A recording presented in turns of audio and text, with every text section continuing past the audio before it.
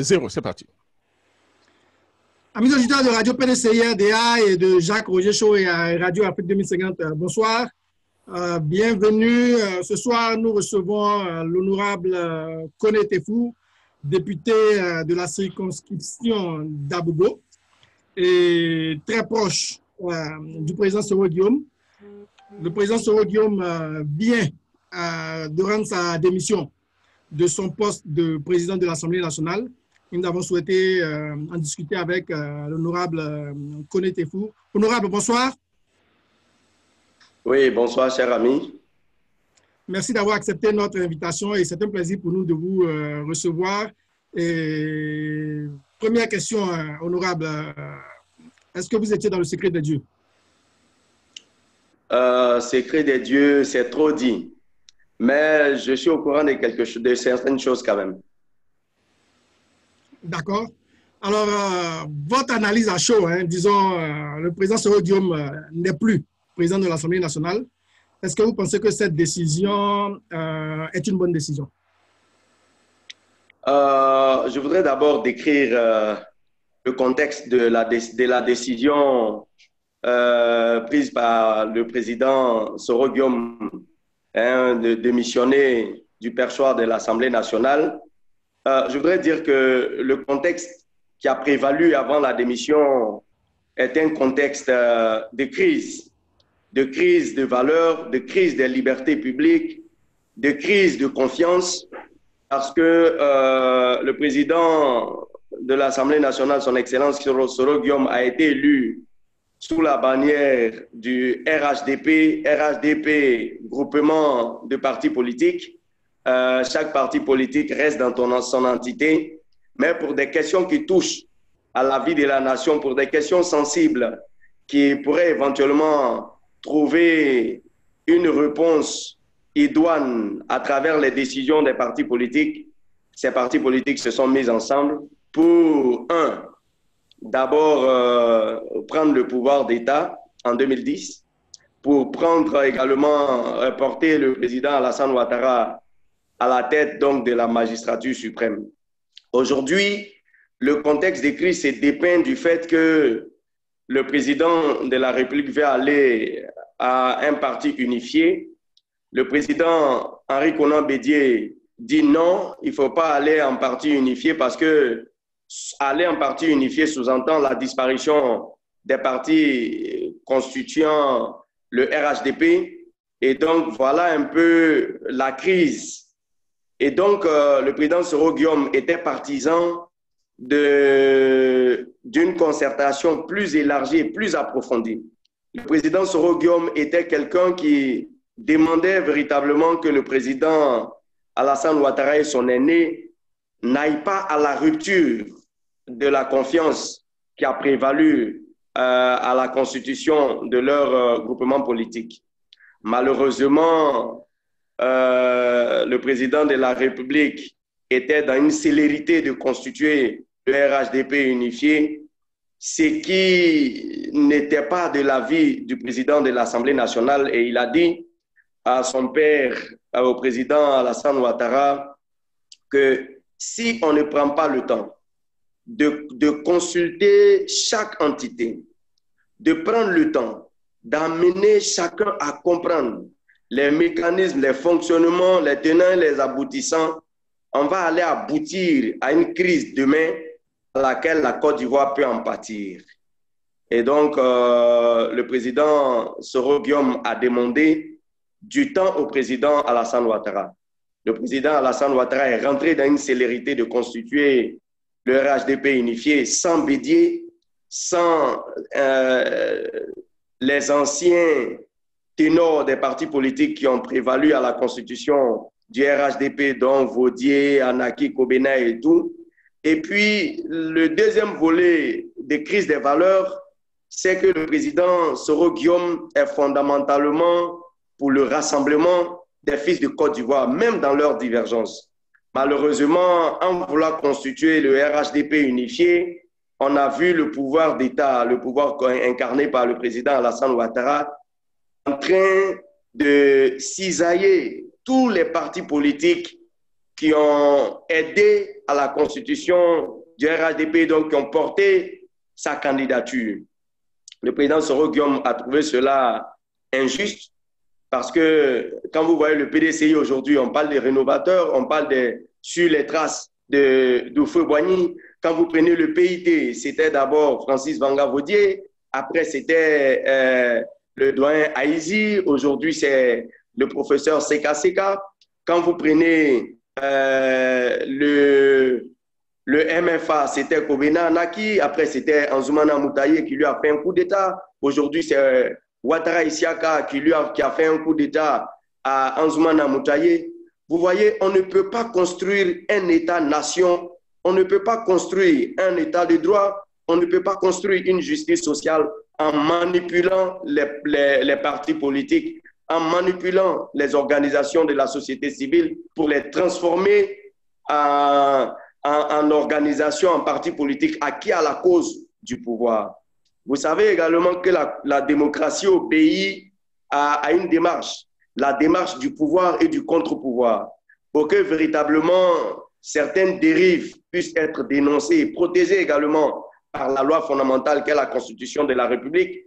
Quand tout cela est muselé, quand personne ne peut dire ce qu'il pense, quand personne ne peut dire voilà ma pensée, voilà mon chemin, sans qu'il ne soit spolié, j'allais dire, de son boulot, de son salaire, sans qu'il ne soit emprisonné, sans qu'il ne soit bâillonné, sans qu'il ne soit débarqué de son poste. Le président Soro Guillaume a dit que la crise des valeurs est telle que lui ne se sent plus à l'aise. Il porte un fardeau sur ses épaules. Il ne se sent plus libre. Ce qu'il pense, c'est véritablement la liberté d'expression, la liberté de penser, pour que véritablement ce qui est bon pour la Côte d'Ivoire puisse venir de l'ensemble des Ivoiriens dans un débat contradictoire, pour que véritablement les dérives ou les dérapages puissent être limités. Voici le contexte dépeint dans lequel le président Soro Guillaume va démissionner. La cause de la démission du président Soro Guillaume, la cause immédiate, c'est son refus d'aller en RHDP unifié. Mais à la vérité, le président Soro Guillaume est d'idéologie de gauche. Mais il s'est retrouvé avec le RHDP à un moment donné quand la Côte d'Ivoire partait en péril.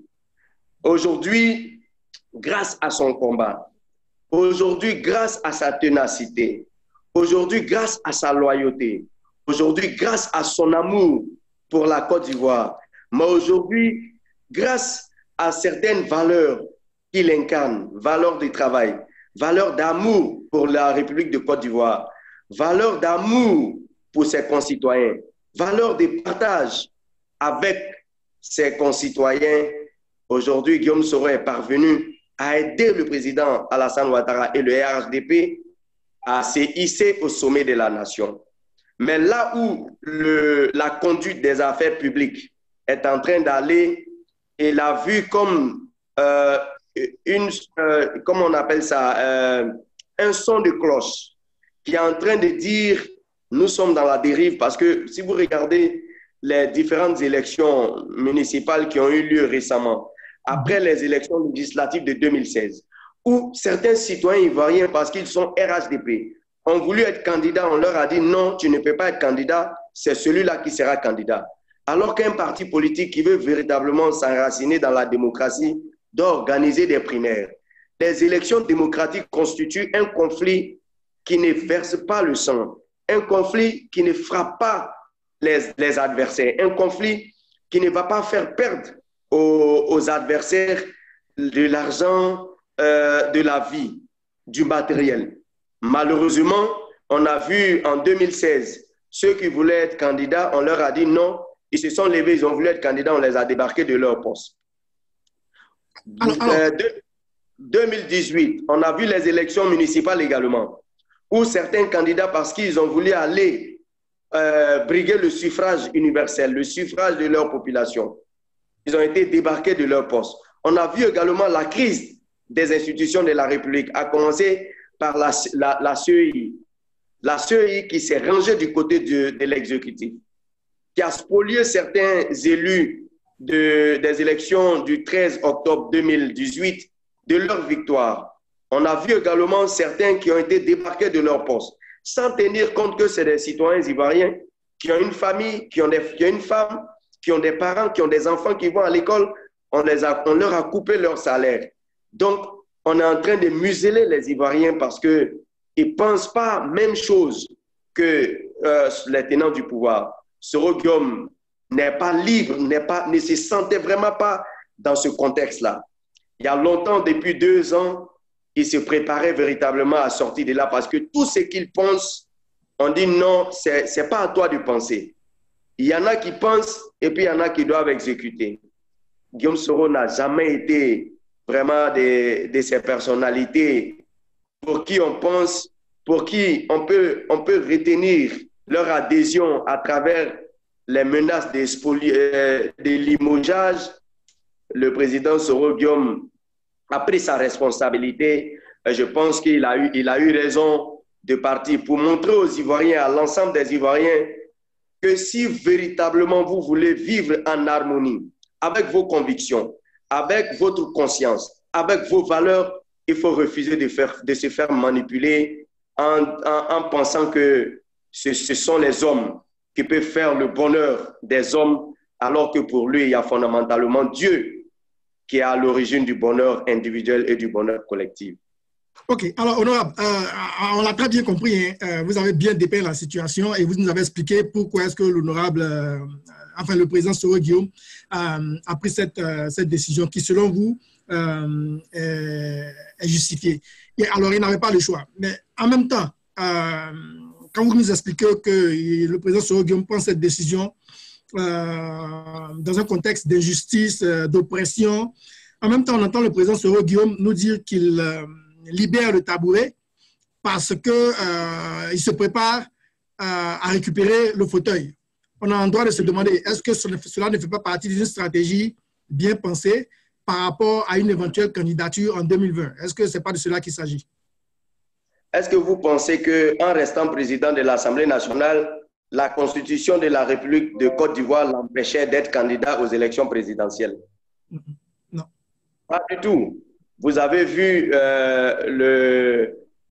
comment on appelle ça, le président de l'Assemblée, l'ex-président de l'Assemblée nationale, Coulibaly Mamadou.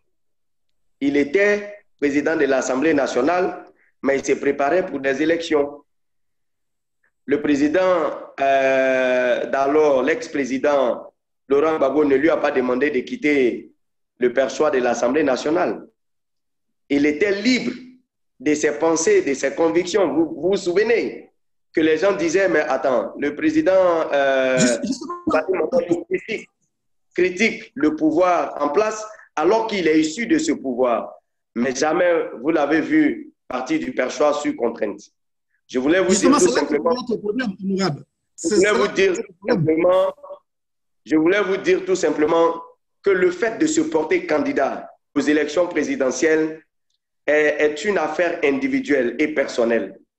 Vous vous souvenez que beaucoup d'Ivoiriens, en 2015, s'étaient portés candidats à la présidence de la République. Donc, il appartient à tout citoyen ivoirien qui répond à toutes les exigences prévues dans la Constitution de la République d'être candidat, de se porter candidat à l'élection présidentielle en Côte d'Ivoire. Et le président Soro Guillaume est un homme politique. Vous connaissez les hommes politiques. Un homme politique ne peut pas rester véritablement statique alors qu'il a la possibilité d'apporter un bien-être à sa population à travers un programme de société.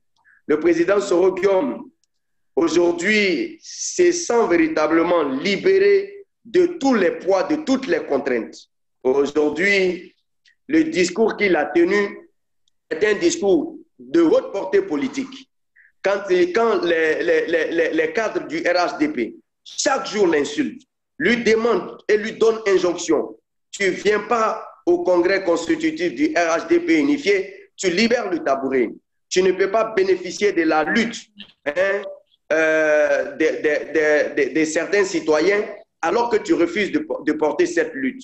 le président Soro Guillaume leur a répondu qu'il n'arrive à l'homme que ce que Dieu a prévu qui arrive à l'homme et que le destin d'un homme n'appartient pas à un homme. Le destin de l'homme appartient à Dieu. Et lui, aujourd'hui, en répondant, et ça, je le dis avec beaucoup de sourire, c'est de façon ironique qu'il a répondu à certains cadres du RHDP qui pensent que sans eux, Guillaume Soro ne peut pas devenir quelqu'un en Côte d'Ivoire, alors qu'ils ont oublié que c'est grâce à Soro Guillaume qu'eux, ils sont ce qu'ils sont aujourd'hui. Et donc, avec beaucoup d'ironie, il leur répond que, mais oui, je viens de libérer le tabouret. Le tabouret, il est inconfortable parce qu'il n'a pas de dossier. Le tabouret, vous le savez, on s'assoit dessus en Afrique juste pour manger. Quand on finit de manger, on s'élève. On ne dure pas sur le tabouret. Mais ce qui est confortable, c'est le fauteuil. Vous voyez, c'est de façon ironique. Et lui, il est caractérisé par son humour. C'est quelqu'un qui fondamentalement est fort, est caractériel. C'est quelqu'un qu'on ne branle pas. C'est quelqu'un qu'on ne menace pas et puis qu'il cède sous le poids des menaces. Il dit, j'ai libéré le tabouret, maintenant je suis libre d'aller chercher le fauteuil qui est plus confortable que le tabouret. Et moi, je l'y accompagnerai. OK. Alors, honorable, est-ce qu'on peut envisager, enfin, qu'est-ce qu'on peut envisager pour la suite, je dis au niveau du Parlement? Est-ce qu'on peut, par exemple, penser que le président Soro Guillaume représentera sa candidature lorsque le débat sera ouvert dans quelques semaines?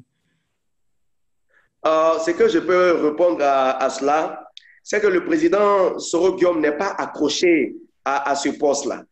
Vous savez que le président Soro Guillaume a été ministre d'État.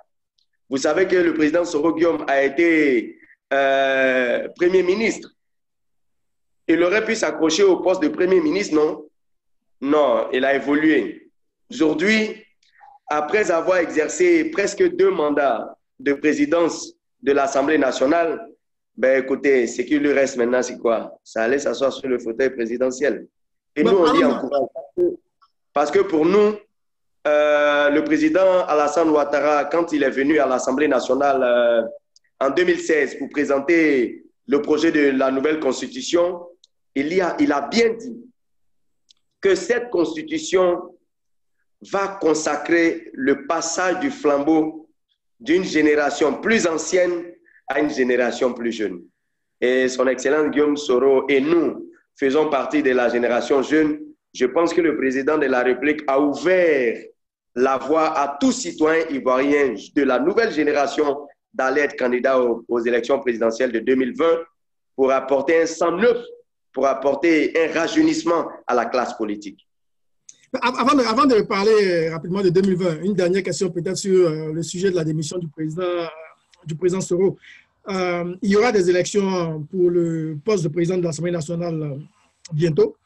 Est-ce qu'on peut penser à une stratégie du tout, sauf le RHDP, ou peut-être une alliance de différents groupes parlementaires contre le RHDP? Est-ce que cela a une chance d'aboutir?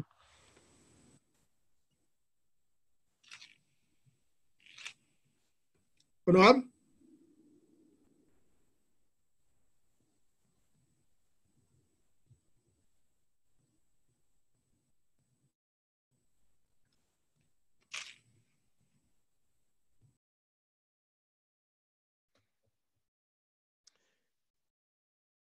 Oui, mais Emmanuel Catilan, je pense que nous avons quelques soucis avec l'honorable. Hein, voilà.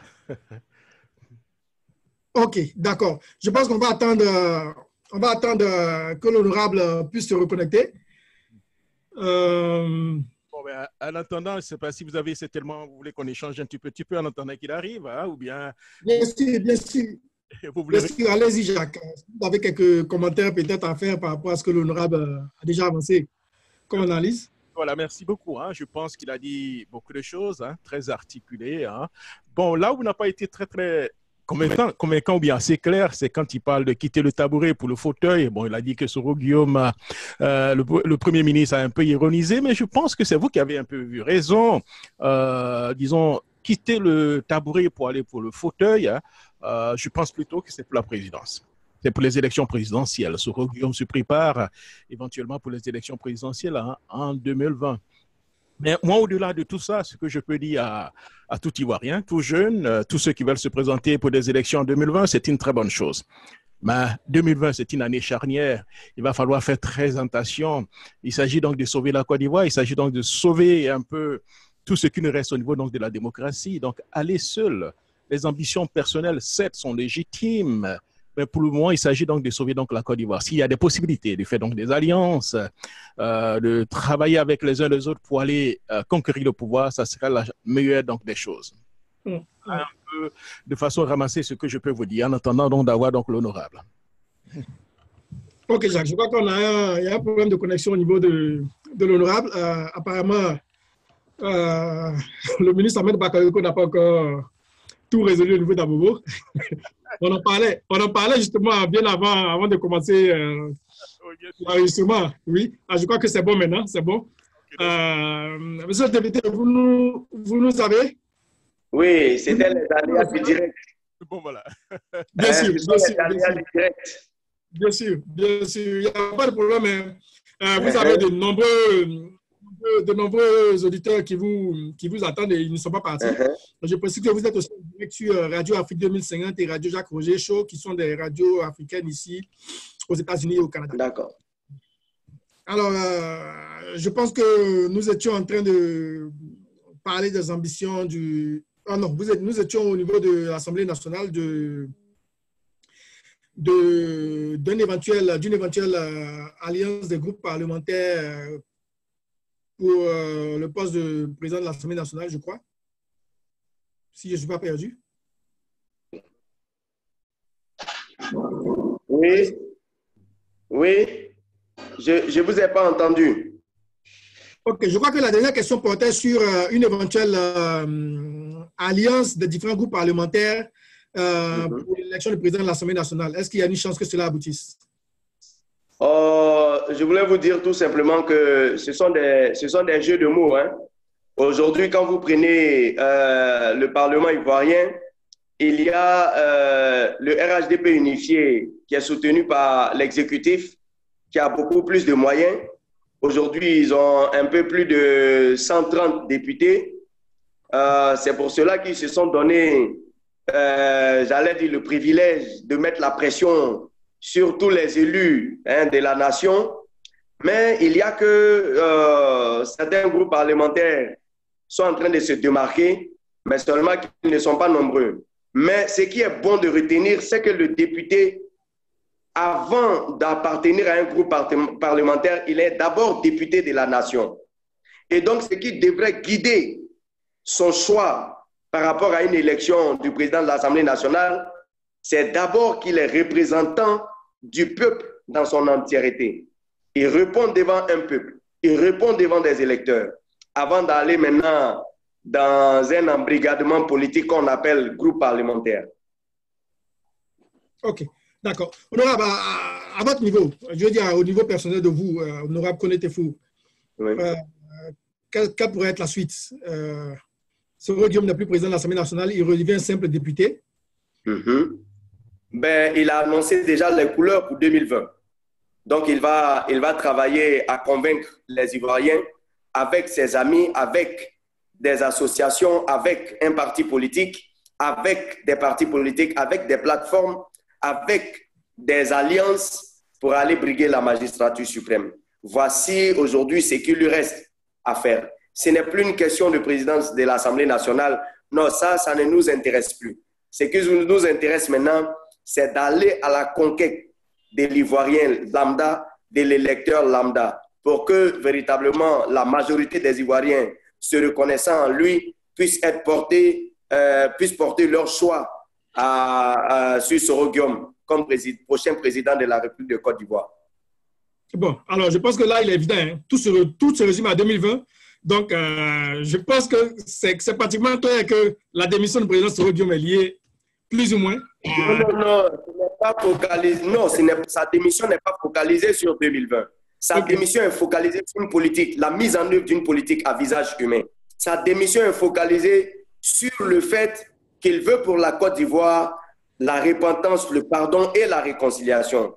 Je voudrais vous rappeler qu'il a été un des premiers hommes politiques à se repentir, à demander pardon à la nation ivoirienne. Il souhaiterait qu'avec humilité, que l'ensemble des acteurs de la crise ivoirienne, parce que personne n'est suffisamment responsable tout seul de tout ce qui s'est passé en Côte d'Ivoire.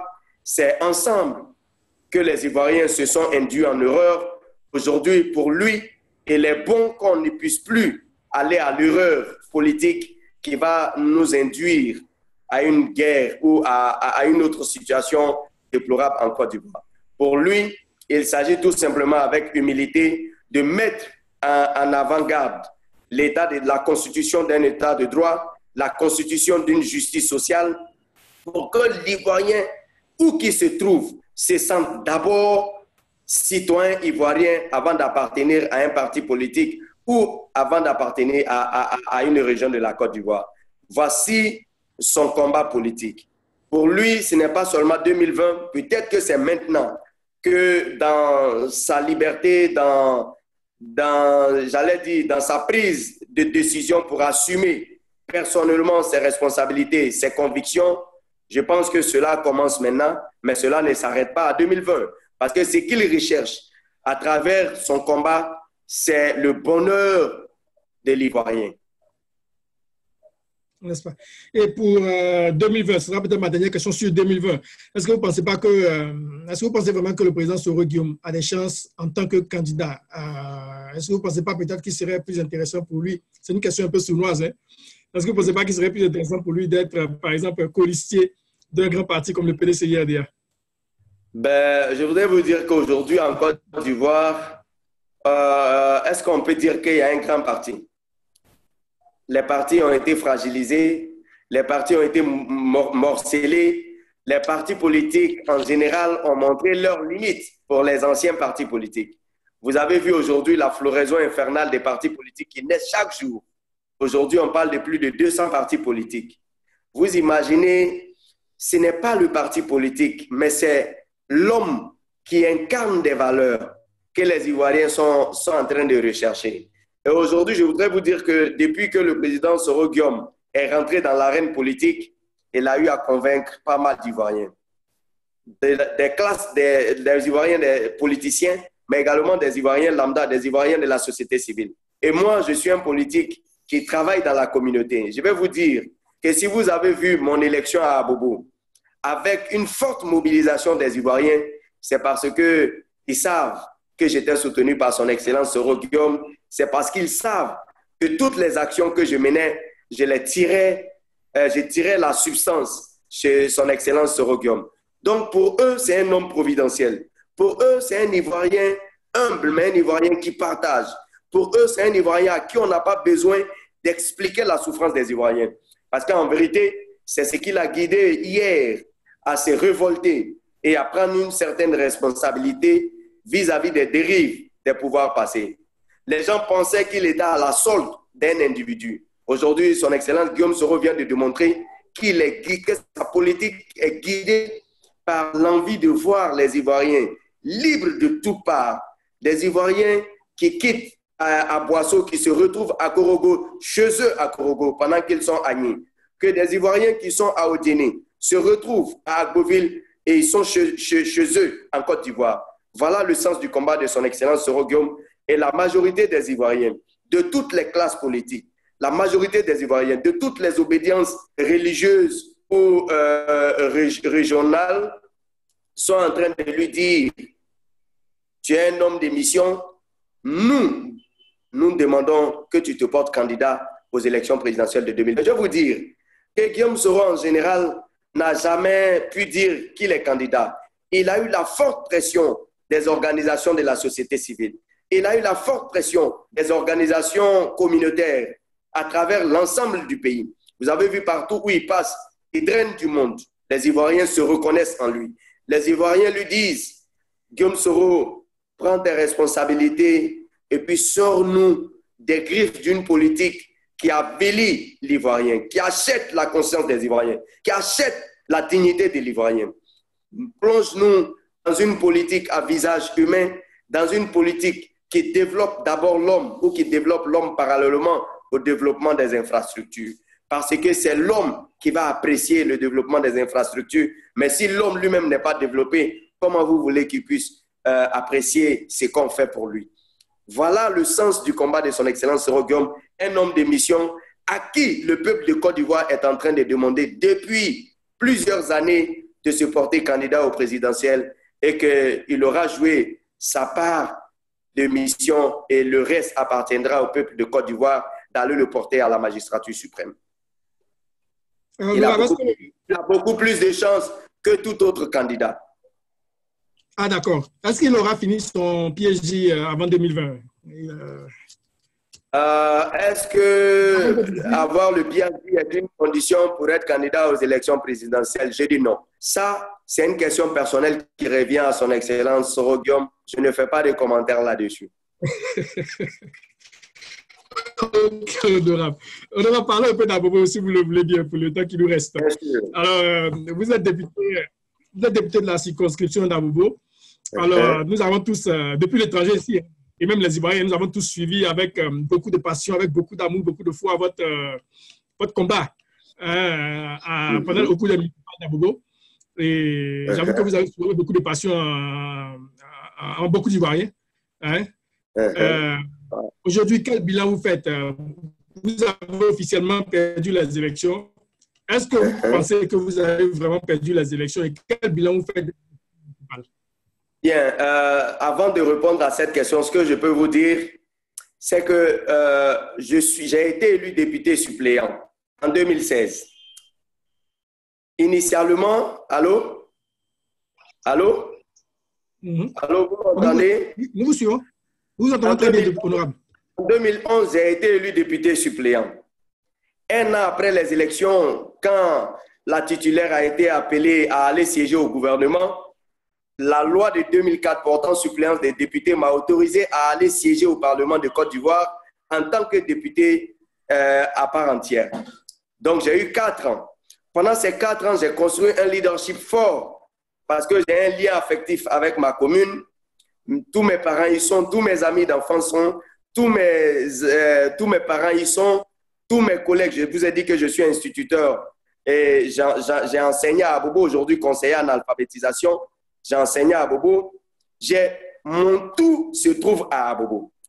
Et vous comprenez que, militant à l'époque du RDR, j'étais celui qui rappelait au maire Adama Toungara que je suis à la recherche du bonheur d'Abobo et que la mise en œuvre des politiques locales devrait pouvoir transformer socialement la vie des populations.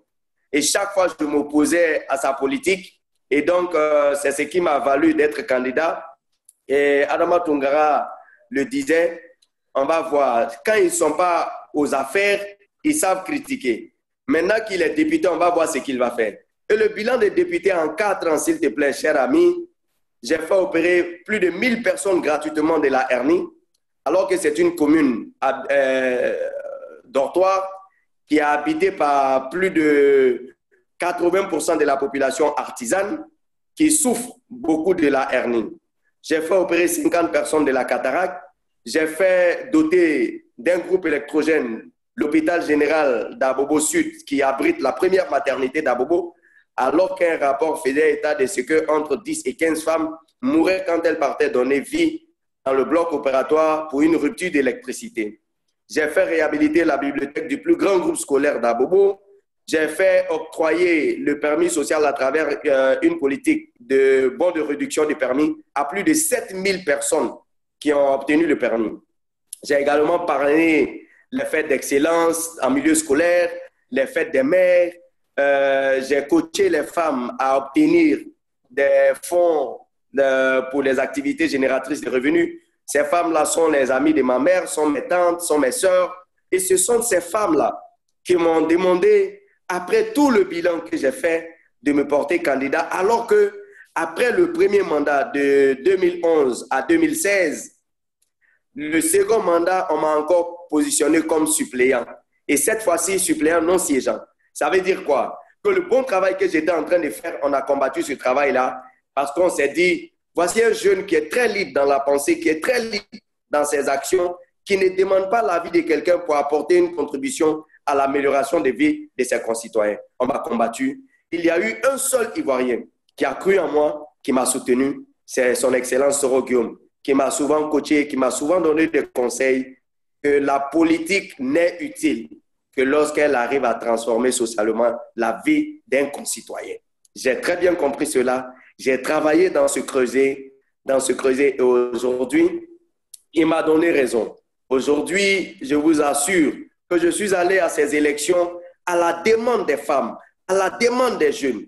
Et quand on a vu ma candidature, on m'a appelé pour que je puisse me retirer, pour qu'on puisse me donner un poste, pour qu'on me donne un peu d'argent. Parce que pour faire la politique, dit-on, on a besoin de beaucoup d'argent. Moi, j'ai compris que les valeurs qu'incarne un homme ne devraient pas être des valeurs qu'on puisse vendre, qu'on puisse faire acheter.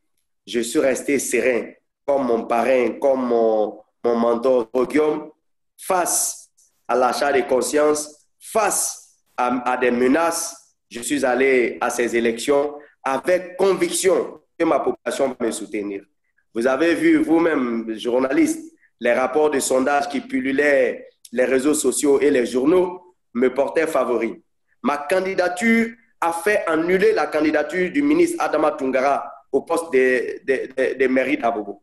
Ma candidature a fait reculer la candidature de la ministre Jeanne Peumont qui se sentait héritière de Adama Tungara. On n'a pas trouvé mieux qu'à aller prendre le ministre de la Défense pour en faire le candidat du RHDP parce qu'on pensait que seul ce candidat qui est milliardaire, qui bénéficie de l'amitié du président de la République et de son épouse, la première dame, pouvait me battre. Mais ils se sont rendus compte qu'à Abobo, il n'y a plus de moutons. Qu'à Abobo, on n'achète plus les... Au contraire, à Abobo, ma population a manipulé le candidat présidentiel pour lui soutirer beaucoup d'argent. Malheureusement, pour nous, nous sommes dans une république où la force est la règle du droit. Ils se sont dit, il gagne ou il ne gagne pas, on lui arrache la victoire. Pour vous prendre à témoin, je vous cite l'exemple de Poeteye Abobo, l'exemple de Pato, l'exemple de Bassam, l'exemple de San Pedro et d'autres villes où véritablement on a arraché la victoire à des citoyens pour en donner aux candidats du RHDP. Je voudrais dire qu'à partir de ce moment-là, on a sonné le glas de ce que nous ne sommes plus dans un état de droit, mais nous sommes dans un état de force. Vous avez vu également la démission recommandée du président de l'Assemblée nationale avec le plateau qui était devenu la cité policière, avec les policiers qui ont barricadé tout le plateau. Je voudrais dire ici que si à Abobo, il n'y a pas eu assez de morts, c'est vrai qu'on a déploré l'assassinat par les militants du RHDP de mon superviseur, Koné Lassina, vraiment pour qui je me recueille sur la dépouille. Je voudrais dire que j'ai évité un génocide à Abobo. Parce que pour eux, Tefour, on ne peut pas le battre dans les urnes. Et si je voulais réclamer la victoire, ce qui avait été préparé, c'était quoi? À utiliser les vagabonds pour brûler. Tu sais, Abobo a un vivier vraiment d'hommes redoutés pour la violence. Brûler les véhicules, brûler les magasins, les commerces, les services, et puis me faire porter le chapeau. J'ai regardé, après concertation avec mon équipe, nous nous sommes dit, c'est pour un poste des mairies qu'on va tuer notre population, la population pour qui nous nous sommes battus pendant toute notre vie, la population que nous avons soignée. Non, il y avait seulement un mot à dire pour que tout brûle, ou bien un seul mot à dire pour que tout soit apaisé. Et comme moi, je suis adepte du pardon, de la réconciliation et de la repentance de son Excellence Soroguium, je suis un de ses collaborateurs très proches et très imbibés par son idéologie et par ses pensées. Je me suis dit, si je pose une action, on va prendre cette action-là comme action faite par son Excellence Soroguium. J'ai donc appelé à l'apaisement parce que fondamentalement, c'est le coaching que son Excellence Soroguium m'a donné. Ce n'est pas pour un poste qu'on va brûler la Côte d'Ivoire. Ce n'est pas pour un poste qu'on va plonger la Côte d'Ivoire dans une nouvelle crise. Ce n'est pas pour un poste qu'on va endeuiller la Côte d'Ivoire. J'ai donc appelé à la retenue et à l'apaisement. Ce qui a sauvé les vies des populations à Bobo. Dernière question, Nora, avant votre conclusion. Est-ce qu'aujourd'hui, vous avez des regrets pour le combat que vous avez mené pour le RDR? Oh, j'ai pas de regrets parce que le premier combat, véritablement, était un combat euh, qui, à un moment donné, fatiguait les ressortissants d'une région de la Côte d'Ivoire avec ce concept qu'on appelait ivoirité, ce combat qui a été porté par le RDR. J'ai mené ce combat et ce combat a été terminé par l'action des forces nouvelles jusqu'à l'organisation de l'élection de 2010 qui a été une parfaite organisation, la meilleure organisation d'élection en Côte d'Ivoire. Je pense que je n'ai vraiment pas de regrets. Le seul regret que j'ai, ceux avec qui j'ai mené le combat, ceux pour qui véritablement je pensais que la seule chose qui valait la peine, c'était véritablement la transformation des vies des populations et que si on arrivait au pouvoir, on allait véritablement regarder du côté du social pour sortir les Ivoiriens de la précarité. La seule chose que je regrette, c'est que la mise en œuvre de cette politique à visage humain n'a pas été faite. La mise en œuvre de cette politique qui devait véritablement permettre aux enfants des pauvres d'aller réussir à l'école, de devenir des citoyens utiles à la nation, la mise en œuvre de cette politique n'a pas été faite de façon constante et de façon efficiente. C'est seulement cela que je regrette. Mais je pense que le nouveau chemin que nous avons emprunté à aller dans le contre-pouvoir pourra véritablement nous permettre d'aller à la conquête du pouvoir avec notre mouvement dont je suis le vice-président, qui va se transformer bientôt, le RACI, le Rassemblement pour la Côte d'Ivoire, qui va se transformer bientôt le 16 octobre en parti politique. Je pense qu'avec cet instrument qui a déjà fait ses preuves d'élévation des consciences citoyennes et civiques, de conviction, nous allons aller briguer la magistrature suprême avec à notre tête le président Soro Guillaume. Honorable Koné Teffou, merci d'avoir accepté notre invitation. Je vous en prie. Je dois vous dire, avant de vous laisser donner votre dernier mot, que j'ai eu l'occasion d'approcher M. Ahmed Bakayoko. C'est la première fois que j'échange avec vous. Et oui. Je pense que ce n'est pas fortuit, le choix d'Ahmed Bakayoko. Pour être candidat à Bobo. À Bobo. Oui, j'avoue que avec beaucoup de rire, de sourire, quand Ahmed Bakayoko a été porté candidat à Bobo, il a transpiré. Il a dit, mais attends, je vais aller rencontrer Teffou là-bas.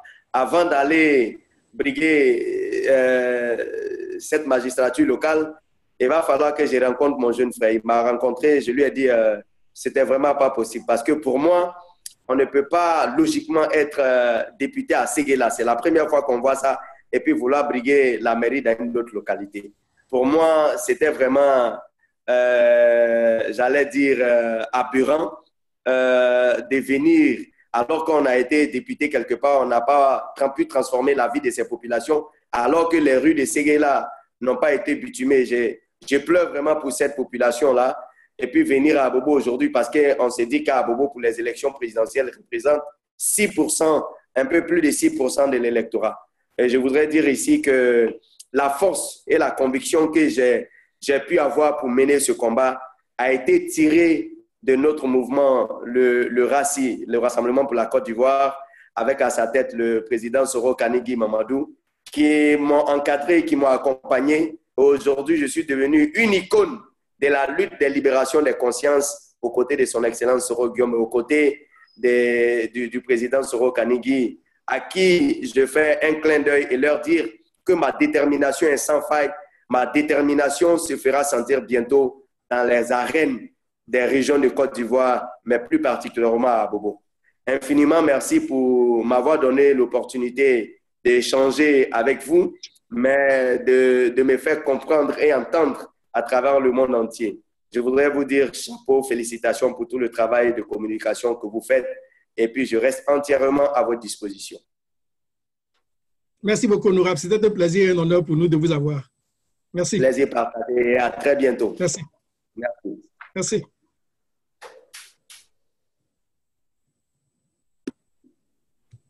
Voilà.